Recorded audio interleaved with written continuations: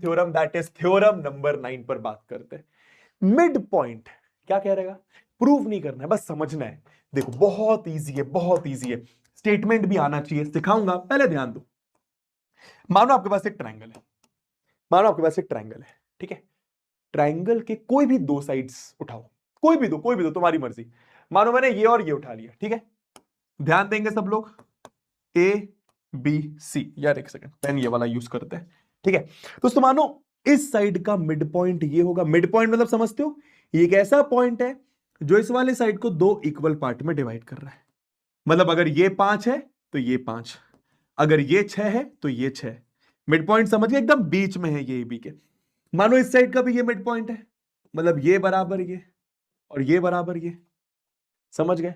तो ट्रायंगल लिया, ट्रायंगल के कोई भी दो साइड्स लिए, उनका मिड पॉइंट बनाया, और अगर मैं उनके मिड पॉइंट को ज्वाइन कर दूं, और अगर मैं उनके मिड पॉइंट को ज्वाइन कर दूं, अगर मैं उनके मिड पॉइंट को क्या कर दूं, ज्वाइन कर दूं, तो दिया क्या है, इफ। साफ साफ भाषा में लिखा हुआ है क्या, इफ मानो इसको मैंने डी बोल दिया, इसको ई बोल दिया। इफ आपको दिया हुआ है कि डी मिड पॉइंट है किसका, ए बी का, और ई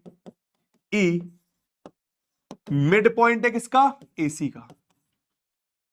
तो जो लाइन सेगमेंट मिड पॉइंट को ज्वाइन कर रही है ना, वो ट्रायंगल के तीसरे साइड के पैरेलल होगी और हाफ होगी। अच्छा, तो ये कह रहा है इसका मतलब कि जो डी लाइन सेगमेंट है वो पैरेलल होगी बीसी के और हाफ होगी बीसी के, बीसी का आधा होगी, मतलब जो भी बीसी है उसका आधा हो जाएगी। सिंपल, ये आपको मिड पॉइंट थ्योरम याद रखनी है, टेंशन मत लो। अभी नहीं समझ में आया ना, अब समझ में आएगा, टेंशन मत लो, 4 बार रिपीट करूंगा तेरे लिए, ठीक है।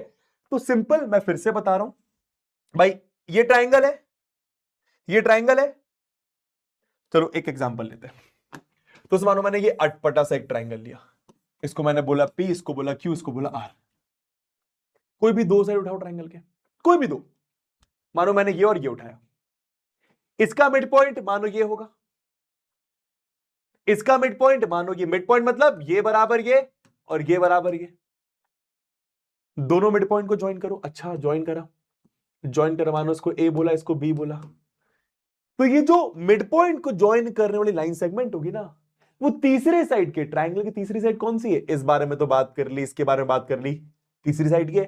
तो जो आपकी मिड पॉइंट्स को ज्वाइन करने वाली लाइन सेगमेंट ए बी, वो तीसरे साइड के पैरेलल होगी और ए बी तीसरे साइड का आधा होगी। ये आपकी मिड पॉइंट थ्योरम कहती है। समझ में आया, ट्रायंगल, ये दोनों मिड पॉइंट, इसको ज्वाइन करने वाली जो लाइन सेगमेंट है, लाइन सेगमेंट है, वो इसके पैरेलल होगी और इसका आधा होगी। मतलब ये दोनों पैरेलल, ये तो समझ में आ गया। अगर ये 100 तो ये 50, ये 500 तो ये 500/2 250, ये 20 तो ये 10, ये 5 तो ये 2.5, जो भी ये है आधा कर दो, ये आ जाएगा। तो वही लिखा हुआ है, the line segment joining the midpoints, the line segment joining the midpoints of any two sides of a triangle, the line segment joining the midpoints of any two sides of a triangle is parallel to the third side. ये line segment इसके parallel होगी and equal to half of it, और ये इसका आधा होगी।